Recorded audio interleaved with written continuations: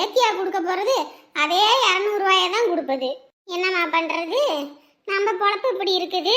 வீடு கட்டணும்னா எல்லா கஷ்ட நஷ்டத்தையும் பார்த்தானே ஆகணும். மற்ற அதுவும் இல்லாமல் நாளைக்கு வர கோயிலுக்கு போகிறோம். நாளைக்கு லீவ் தான் போட்டு ஆகணும். மணி வேற ஆகி போச்சு. நேரத்தில் இந்த பையனும் அந்த ஆள் வந்துடுவாங்க. வந்த உடனேயும் திங்கிறதுக்கு எதுவும் இல்லையா திங்கிறதுக்கு எதுவும் இல்லையான்னு பாடாக படுத்தி எடுத்துருவாங்க. வீட்டில் திங்கிறதுக்கு எதுவும் இருக்காத்த? இல்லைம்மா, எதுவும் தான் வாங்கி போடலையே. வாங்கி போட்டாதான் இவன் ஒரே நாளில் வெளுத்து கட்டிடுறானே. சோத்தை திங்கிறதுக்கு பதிலாக தீனியவே சோறு மாதிரி திங்கிறான். அப்புறம் எங்கே இருக்கும்? சரி விடுங்க, நான் தான் போய் டீயை வச்சு எடுத்துட்டு வரேன். வந்தோடனே பசின்னு வருவான். டீயை குடிச்சுவிடுவோம். நாளைக்கு தான் வாங்கி கொடுத்துக்கலாம்னு சொல்லிடலாம். ஆமாம்மா, நாளைக்கு என்ன பஸ்ஸில் தானே போகிறேன். அங்கே 2 கடை கண்ணியெல்லாம் இருக்குல்ல, வாங்கி கொடுத்தா தின்னுக்கிட்டு வருவான். இன்னைக்கே தான் வாங்கி கொடுக்கணும் ஏதாவது இருக்கா? சரி நீங்கள் உக்காந்துருங்க, நான் போய் இந்த டீயை வைக்கிறேன். எம்மாடியே சொல்லுங்கப்பா. எம்மாடியே, வர காப்பி வைக்கிற மாதிரி தான் எனக்கு சக்கரை போடாம வைமா. அப்படியா? அப்படின்னா கருப்பட்டி போட்டு வைக்க பார்த்தா. கருப்பட்டி போட்டு எனக்கு வச்சுன்னு இந்த பையனுங்க குடிக்க மாட்டானுங்களே. கருப்பட்டி தான் உடம்புக்கு நல்லது, வெள்ளம் நல்லது. இவங்களுக்கு தான் அது இறங்க மாட்டேங்குதேம்மா. நான் கருப்பட்டியை கடிச்சிட்டாவது குடிச்சுக்கிறேன். நீ எனக்கு வர காப்பி மட்டும் வைமா, சக்கரை போடாம. சரிங்கப்ப. கோழியெல்லாம் திறந்து விட்டு கவுத்து வச்சுட்டு போயிருக்கிறதா. இன்னைக்கு தான் உருப்படியே வேலை செஞ்சிருக்கிறது இந்த ஆளு.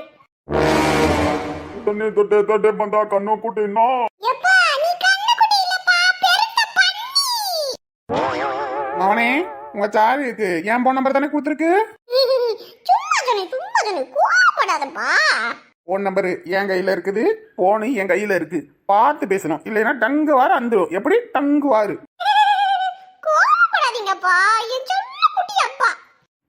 போடா. இவங்கிட்ட கொஞ்சம் பார்த்தே பேசணும். எப்படி பேசினாலும் அசிங்கப்பட்டி போடுறான். வந்துட்டாங்க போல இருக்கு. அலற சத்தம் பார்த்தாலே தெரியுது.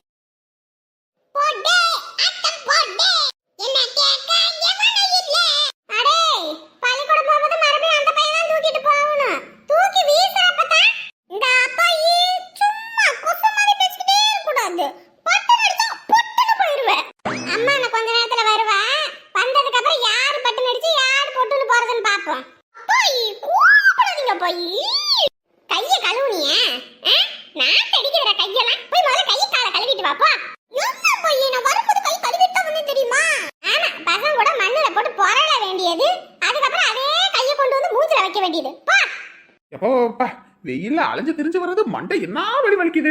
ஆமா, இவர் அப்படியே வேலை வெட்டி முறிக்கிறாரு மண்டை வலி வரத்துக்கு. கஷ்டப்படுறேன், கஷ்டப்பட்டு சம்பாதிக்கிறேன் குடும்பத்துக்காக. இவர் மட்டும் தான் குடும்பத்துக்காக சம்பாதிக்கிறாங்க. நான் ரோட்ல போறவங்களுக்காக சம்பாதிக்கிறோம். வாய் கிண்டாத. மதியானம் சோறு சாப்பிடலையா? சோத்து பானையில அப்படியே இருக்குது. கடையை வாங்கி தின்னுக்கிட்டு தருவியா நீ? நானே மதியானம் சோறு கூட திங்க முடியாத அளவுக்கு வெக்குன்னு ஓடுறேன். இப்பதான் பேசுற பேச்சு. நான் கையெல்லாம் கழுவிட்டு வந்துட்டு சீக்கிரம் எனக்கு திங்கிறதுக்கு ஏதாவது கொடுங்க. அப்படி என்ன வேலை செஞ்சு கிழிச்ச நீயே? வெக்குன்னு ஓடுற அளவுக்கு மதியானம் சாப்பாட்டுக்கு வந்ததானே? வந்தேன், லைட்டா கண்ண சந்தே மணி ஆகி போச்சு. அதனால கிடுக்குன்னு ஓட வேண்டியதா போச்சு. அதனாலதான் குடுக்குன்னு போயிட்டேன். அப்ப ஓ மேல வச்சுக்கிட்டு என்ன கிட்ட ஆடாத. இன்னாங்க இந்த சைடுல இருக்கிறது தான் சக்கரை போடாதது. ஆமாண்டா, இது குடிக்கிறதுக்கு என்ன? டெய்லி இதை தானே குடிக்கிற? ஐயோ அம்மா, பசங்களே கிண்டல் பண்றாங்கம்மா. வர காப்பி குடிச்சு தானே நீ கருகருன்னு ஆகுறடே. இனிமே எனக்கு பால் காப்பி தான் வேணும்னு சொல்லிவிட்டேன். ஆமா, பால் விக்கிற வேலைக்கு பாலை வாங்கி கொண்டு வந்து வச்சா குடிக்க மாட்டேன். எடுத்து கீழே ஊத்தணும் சூடு பண்ணி.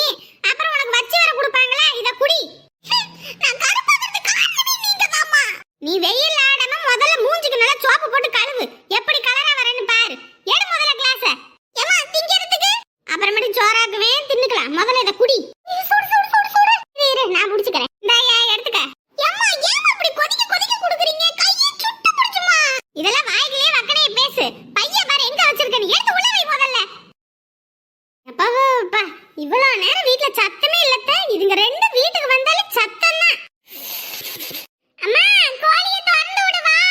நீ ஒண்ணும் கிளிக்க வேணாம். இங்க வந்து இந்த குடி வந்து. மதியானமே இறை சேர்த்து வச்சியா இல்ல என்ன? ஆத்தி, மதியானம் கோழியை திறந்து விட்டோமே, அதை மூடி விடலையே.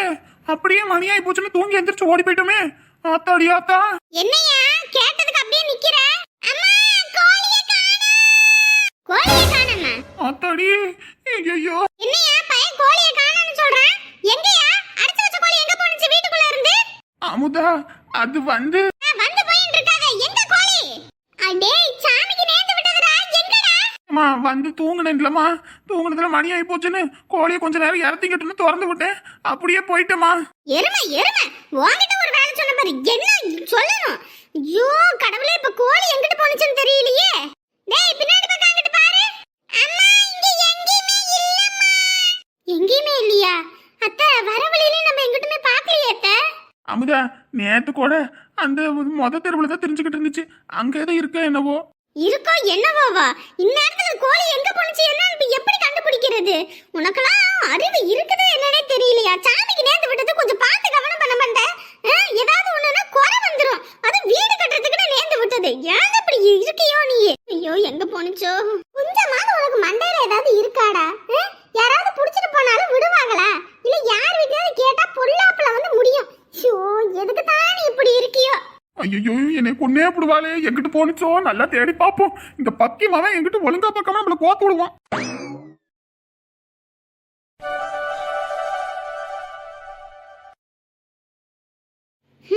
புள்ள இருக்க வரைக்கும் எப்பயும் நமக்கு ஒரு வேலை கொடுக்க மாட்டா. அம்மா நீ உட்காருமா, நான் செய்கிறேன் அப்படின்னு எல்லா வேலையும் இழுத்து போட்டு பாப்பா. இன்னைக்கு ஒரு நல்ல நாள் பெரிய நாள் கூட நம்ம தான் எல்லா வேலையும் இழுத்து போட்டு பார்க்கறதா இருக்கு. என்ன பண்ணுறது? இப்போலேருந்து ஒவ்வொரு நாளும் ஒவ்வொரு வேலையாக செஞ்சோம்னா தான் விசேஷ தப்பெல்லாம் கொஞ்சம் நேரமாவது தூங்கி எந்திரிக்க முடியும். இல்லைன்னா அப்போ கடந்துக்கிட்டு எல்லா வேலையும் இழுத்து போட்டு பார்க்கறதா இருக்கும். பொம்பளை பிள்ளைங்களோட அருமை நம்ம வீட்டில் இருக்கும்போது கூட தெரிய மாட்டேங்குது, வேறு வீட்டுக்கு போகணுன்னு தான் தெரியுது. அதுக்கு அங்கே இருந்துச்சுன்னா நம்மள ஒரு வேலை கொடுக்காம எல்லா வேலையும் செய்யுங்க. அப்பாடா, ஒரு வழியா எல்லா வேலையும் முடிச்சாச்சுப்பா. பையன் தான் ஆசைப்பட்டு கேட்டுக்கிட்டே இருந்தான், அம்மா கறி வேணும்னு. இப்போ பாரு, வெளியில நமக்கு கிடைச்ச கோழியில 1500 ரூபா காசு வந்துச்சு, 2 கிலோ கறியும் வந்துச்சு. பையனுக்கு பிடிச்ச மாதிரி பெரட்டல், வறுத்தல், அவிச்சல்னு எல்லாம் செஞ்சு வச்சிருக்கோம். நல்லா மொச்சுக்குன்னு நல்லா சாப்பிடுவான் பையன். முத்து என்னங்க சாப்பிடுவாங்க. தங்கம் என்னது? அம்மா நீங்க சூப்பர்மா, சொன்ன மாதிரியே செஞ்சிட்டீங்கம்மா. சரி வாங்க வந்து உட்காந்து சாப்பிடுங்க.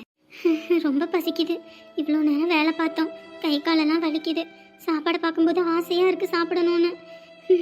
கேட்டால் அதுக்கும் திட்டுவாங்க, உனக்கு என்ன சோத்துக்கு அவ்வளோ அவசரம், தண்டை சோறு திங்கிற அப்படி இப்படின்னுவாங்க.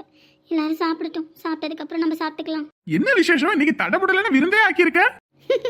அதெல்லாம் ஒரு விசேஷமும் இல்லை, என் புருஷனுக்காகவும் என் பிள்ளைக்காகவும் ஆசை சமைக்கணும்னு தோணுச்சு, அதனால சமைச்சேன். எம்மாடி இம்புட்டு சமைச்சிருக்க, இதுக்கெல்லாம் ஊருப்பட்ட செலவாயிருக்குமே. அதெல்லாம் நீங்க பத்தி கவலைப்படாதீங்க. அது வந்து பா, நீங்க குடுக்கற காசெல்லாம் அம்மா எவ்வளோ காசு மிச்சம் பிடிச்சி வச்சிருக்காங்க தெரியுமா? அதுலயும் நீங்க 500 ரூபா கொடுத்தீங்கன்னா அதுல 350 ரூபா செலவு பண்ணிட்டு 150 ரூபா பிடிச்சி சேர்த்து வைப்பாங்க. அதுலதான் நான் இன்னைக்கு கறி கேட்டேனா, இன்னைக்கு அதுலதான் வாங்கிட்டு வந்து இவ்வளோத்தையும் செஞ்சிருக்காங்க. ஆமாங்க, அதுலதான் சமைச்சேன். தங்கம், நீ என் மனசுல உயர்ந்துகிட்டே போற தங்கம். நிஜமா இப்படியெல்லாம் ஒருத்தவங்க இருப்பாங்களான்னு எனக்கு ஆச்சரியமா இருக்கு. 10 ரூபா கொடுத்தாலும் அதுலயும் 1 ரூபா மிச்சம் பிடிச்சி செலவு பண்றேனா? என்னங்க பண்றது, புருஷ சம்பாத்தியம் அவன் என்ன சும்மாவா சம்பாரிச்சிட்டு வராரு? வெயில்ல வெளியே அங்கேயும் இங்கேயும் அலைஞ்சு திரிஞ்சு கஷ்டப்பட்டு சம்பாரிச்சு கொண்டு வராங்க. அதை மொத்தத்தையும் எடுத்து கண்ணு பார்க்காம கணக்கு வழக்கு பார்க்காம செலவு பண்ண முடியுமா? அதுலயும் தான் சிறுக செலவு பண்ணி கொஞ்சம் கொஞ்சமா சேர்த்து வச்சுக்கிட்டு இருக்கேன். சரி தங்கம் இப்படியே இரு. எப்பயும் இப்படியே இருப்பேன், கொஞ்சம் கூட மாற மாட்டேன். நீங்க 2 பேரும் உட்காருங்க, நல்லா சாப்பிடுவீங்க வயிறார. இதெல்லாம் பார்க்கும்போது இன்னும் நிறைய சாப்பிடணும்னு தோணுது. இன்னும் நிறைய இருக்கு, சாப்பிடுங்க எடுத்து வைக்கிறேன். மகா எம்மாடி ஏன் நீ அங்க நின்னுக்கிட்டு இருக்க? வா வந்து சாப்பிடு. எல்லாரும் சாப்பிடும்போது நீ மட்டும் வெறும் வயித்தோட இருந்தா எப்படி? உடம்பு கெட்டு போயிடுமா? வா நான் வந்து உட்கார்ந்து சாப்பிடு. நானே சொல்லணும்னு நினைச்சேன். நம்ம புள்ள வேற யாரோ வா, அப்படியெல்லாம் நான் அவளை வெறும் வயித்தோடலாம் காயப்பட மாட்டேன். நீங்க சாப்பிடுங்க. என்னம்மா அங்கேயே நின்னுட்டு இருக்க? வா எல்லாரும் உட்கார்ந்து சாப்பிடும்போது வந்து சாப்பிடு. வெறும் வயித்தோட ஏன் இருக்கிற? அம்மா சொல்றாங்கல்ல, வாமா வந்து சாப்பிடு. அம்மா நல்லா ருசியா ஆக்கியிருக்காங்க, வா. வந்துட்டான் சோத்துக்கு சோறுன்னு. சி என்ன பெறப்போ, சோறு திங்கிறதுக்குனே பிறந்திருக்கு போல. ஆத்தி என்ன சட்டுன்னு பாக்குற, பேசினது காதல கீது விழுந்துச்சோ? விழுந்தா என்ன விழுகட்டும், நமக்கு என்ன பயமா? என்னம்மா மகா, காணாத கண்டத மாதிரி சாப்பிடுற?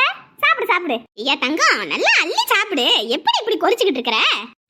சாப்பிட்டுட்டு தாமா இருக்கேன், எலும்பா இருக்கு. நாட்டுக்கோழி குழம்புல, அதனால அப்படித்தான் இருக்கும், சதையெல்லாம் இருக்காது. சாப்பிடு. நாட்டுக்கோழியில இம்புட்டு ரகம் பண்ணணும்னு உன்னைய பார்த்து தான் கத்துக்கிறேன். சோறுன்னு அப்படியே வச்சுக்கிட்டு உட்காந்துருக்க, தின்ன வேண்டிதானே? கொட்டிக்கணும்னு தானே ஆசைப்பட்ட? என்ன? அது ஒன்றும் இல்லைங்க, புள்ள முதல்ல சாப்பிடணும், பசிக்குதுன்னா இருமா சமையல்லாம் முடிச்சிடறேன், எல்லாரோடையும் ஒன்னா சேர்ந்து சாப்பிடுனேன், அதான் அப்படி சொல்லிவிட்டேன். சாப்பிடாம வச்சுக்கிட்டே இருந்தா என்ன அர்த்தம்? அம்மா வேணா எடுத்து ஊட்டி விடவா? ஓ சரி. இல்ல பசி இல்ல, நான் அப்புறம் இலையில போட்டு வச்சாச்சுமா, தின்னு. இல்ல பசிக்கல. இங்க பாரு, ஒருத்தருக்கு மறுபடியும் போட்டுக்கிட்டு இருக்க முடியாது. சாப்பிடு. ஏமா அதான் அம்மா இவ்வளவு ஆசாசியா சமைச்சு வச்சிருக்காங்க, இப்படி வேணாம்னு சொன்னா என்ன அர்த்தம்? உன் புருஷன் வீட்டுல இருக்கும்போது இப்படியா நீ வாய்க்கு ருசியா சமைச்சிருப்ப? இல்ல சாப்பிட்டுருப்பீங்களா? அங்க எல்லாம் கறி கடையில வாங்கிட்டு வந்தாக்குவாங்க. உங்க அம்மா நாட்டுக்கோழி வாங்கிட்டு வந்து நமக்கு இவ்வளவு இதை சமைச்சிருக்க, சாப்பிடாம வேண்டான்ட்டு போறேன். வேண்டாம்பா. எல்லாம் என்னத்த சொல்றதுன்னு தெரியல. இல்லைங்கக்கா, இந்த வருஷம்லாம் சீட்டு போடல. இப்போ போட்ட சீட்டு நீங்கள் எப்போ கொடுப்பீங்க? ஆ சரி சரி சரி. தீபாவளி வரப்போகுது, ஆயுத பூஜைக்கே முன்னாடி கொடுத்தீங்கன்னா தான் எங்களுக்கு 1008 செலவு இருக்குல்ல. ஆ சரி. ம் சரி, இந்த வாரத்தில் கொண்டு வந்து கொடுங்க. வைக்கிறேன். யாரும்மா ஃபோன்ல? அத்தை, சீட்டு போட்டோம்ல, எப்படியும் தீபாவளிக்கு முன்னாடியே கொடுப்பாங்க. அதுதான் சரி, ஆயுத பூஜைக்கே முன்னாடி கொடுங்கன்னு சொல்லி ஃபோன் பண்ணேன். சரிம்மா, சரி சரி. அடுத்த வருஷம் சீட்டு போடக்கூடாது அத்தை. நம்மளே ஃபோன் பண்ணி கேட்டால் தான் கொடுக்குற மாதிரி இருந்துச்சுன்னா அப்புறம் அதெல்லாம் நம்ம சரிப்பட்டு வராது. என்னம்மா பண்றது, தீபாவளி நேரத்துல போட்டா ஒரு செலவுக்கு ஆகும்னு போட்டது. அது என்னமோ இழுத்தடிக்கிற அந்த புள்ள. பாப்போம் வரும். என்னத்த இங்கிட்டும் இல்லையே, இந்த பக்கமும் இல்லையே அத்தை. அந்த பக்கமும் இல்ல, இந்த பக்கமும் இல்ல. எங்கதாம்மா போயிருக்கோம்? அத்தை, வீடு கட்டணும்னு ஆசாசியா நேர்ந்து விட்டது அத்தை. இப்படி காணனா எப்படி அத்தை? சரி சரி, அழாத. இப்ப எதுக்கு அழுவுற? ஒண்ணும் இல்ல, பாத்துக்கலாம் விடு. அக்கா அக்கா. அத்தை, அமுதா கூப்பிடுற மாதிரி இல்லை. ஆமாம்மா, அமுதா சத்தம் தான் கேக்குது. இது என்னன்னு போய் பார்ப்போம். என்ன அமுதா கூப்பிடுற சத்தம் மாதிரி கேக்குது? என்னன்னு தெரியலையே. அக்கா, என்னம்மா அமுதா, என்ன ஆச்சு? ஏன் அழுதுகிட்டு வந்து நிக்கிற? அம்மா. என்ன அமுதா, வீட்டில் எதுவும் சண்டையா? சண்டையெல்லாம் ஒண்ணும் இல்லம்மா. சாமிக்கு நேர்ந்து விட்ட கோழிம்மா. இந்த பையன் மதியானம் சாப்பிட வந்துவிட்டு கோழியை திறந்து விட்டுருக்கான் போல இருக்கு. அடைச்சு வைக்காம போயிட்டான். இப்ப வந்து பார்த்தா கோழியை காணாமா. கோழியை காணாமா? இது என்ன புது கூத்தா இருக்கு? நம்ம ஊர்ல யாரு கோழியெல்லாம் களவாடுறது? நேத்து கூட கோழி இங்கிட்டு தாமா மேய்ஞ்சிக்கிட்டு இருந்துச்சு. நான் தான் வந்து வெளியே என்னடா கோழி கத்துதுன்னு பார்த்தேன். அப்புறம் ஆறுமுகம் தான் நம்ம வீட்டு கோழி தாமா சாமிக்கு நேர்ந்து விட்டதுன்னா சரி பத்திரமா வையா அப்படின்னு சொல்லி அனுப்பி விட்டேன். இந்த பக்கம் இன்னைக்கு பார்க்கவே இல்லையம்மா நானு. ஏன் தோட்டத்துக்கு போயிட்டு வந்ததுல இருந்து நீ இப்ப கவனிக்கலையா? தெரியலையாக்கா, அந்த கூட கவுத்து கிடக்கும். நானும் கோழி தான் இருக்குன்னு நினைச்சேன். கடைசியில வந்து பார்த்தா கோழியை காணாங்க. அதுவும் இந்த சின்னவன் அரவிந்த் தான் கூட எடுத்து பார்த்துட்டு கோழியை காணோம்னு சொன்னான். இல்லைன்னா கோழி இருக்குன்னு நினைச்சுக்கிட்டு உட்காந்துருப்பேன்க்கா. எங்க இருந்து போனுச்சுன்னு தெரியலையாக்கா. வெளியே ஏதோ கத்துற சத்த மாதிரி கேக்குது, என்னன்னு போய் பாரு. யார் வீட்டுல என்ன விழுந்தா நமக்கு என்னங்க? நம்ம எதுக்கு அதெல்லாம் போய் பாத்துக்கிட்டு? இல்ல ஏதோ ஒரு சத்தம் கேக்குது, போய் பாரு. இருந்தா போய் பாக்குறேன். அடிவெல்லாம் பத்திக்கிட்டு எரியுதுக்கா. 2500 ரூபாய் காசு கொடுத்து அந்த கோழியை வாங்கிட்டு வந்தோங்க. கடைசியில பார்த்தா கோழியை காணோம்க்கா. காசு போனா கூட போயிட்டு போதுமா, அந்த கோழி வந்தா பரவாயில்லம்மா. எப்பயும் முந்தானேதெல்லாம் கூட கரெக்டா வீட்டுக்கு வந்து அடக்கி வந்துருச்சுமா. இன்னைக்கு தானாமா கோழியை காணோம். அக்கம் பக்கத்துல எல்லாம் பாத்தீங்களா? இவளுங்க வீட்டு கோழி தானா? அப்ப எந்த பிரச்சனையும் இல்லை. அடி அன்னைக்கு அடிச்ச பாருடி, உன் வீட்டு கோழி என் வீட்டுல விருந்தா இருக்கு. ஊரே ஒரு அலசிட்டு வந்துட்டேக்கா. எல்லாரும் வீட்லயும் கேட்டு பார்த்துட்டு யாரும் கோழிய பக்கல நேத்து கூட பார்த்தேன்னு சொல்றாங்க. இவோக்கா, வீடு கட்டுறதுக்குன்னு நேத்து விட்டதுக்கா சாமிக்கு. நாளைக்கு கோயிலுக்கு போறதுக்கா. இன்னைக்கு காணோங்க. கோயிலுக்கா நேர்ந்து விடுற கோயிலுக்கு முடிஞ்சதுடி. உன் வீடு கட்டுற ஆசையெல்லாம் தரமட்டமாக போகுது. எம்பிட்டு ஆசாசியா வீடு கட்டணும்னு வாங்கி வச்சிருந்த.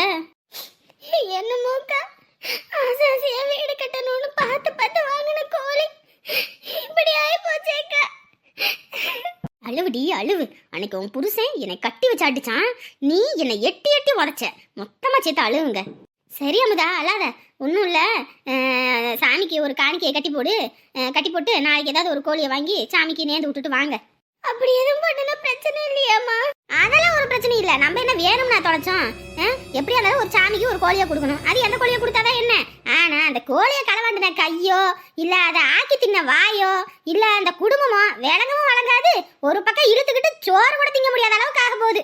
ஆமாம், சின்ன வயசுல அப்படித்தான். எங்க பக்கத்து வீட்டுக்காரங்க கோழியை நேர்ந்து விட்டுருக்காங்க. எங்களுக்கு தெரிஞ்ச சொந்தக்காரங்க ஒருத்தவங்க அதை ஆக்கி தின்னுபிட்டாங்க. பின்னாடி அவங்க கையை காலை இழுத்துக்கிட்டு சாப்பிட முடியாத அளவுக்கு ஆகி போச்சுன்னா பாத்துக்கவே. என்ன இவளுக்கு சொல்றதெல்லாம் பார்த்தா கையும் காலும் இழுத்துக்குமா? எந்த பாவியோ. ஆனா நான் சும்மா விட மாட்டேக்கா. முட்டை மந்திரிச்சு வைக்க போறேன். எவன் என் வீட்டு கோழியை தின்னாலோ அவ பேதி புடிங்க.